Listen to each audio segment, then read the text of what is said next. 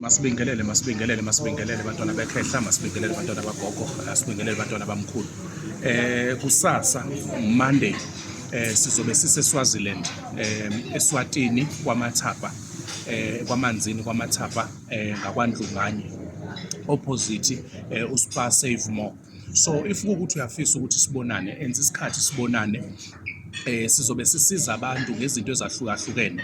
Kunabahlobo bethu ke sibavakashelayo lapha, obabe Vilakati, obabe Dlamini, ibona esizobe sihlanganyele nabo senza yonke imisebenzi yasedlozini ezobe yenziwa.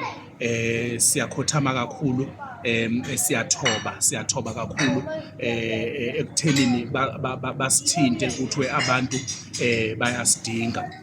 bayasidinga eSwazini, bayafisa ukuthi sizobalekelela. So ngiyacela-ke mangaphandle kuwukuthi uyafisa ukuthi sibonane, enze i-appointment. Kuningi esizobe sikuphethe, kuningi esizobe sikwenza, okunye ngeke ngikuchaze la kwi-social media, kodwa-ke into engizokutshela yona ukuthi impilo yakho izoshintsha, isimo sakho sizoshintsha. We do that in practical.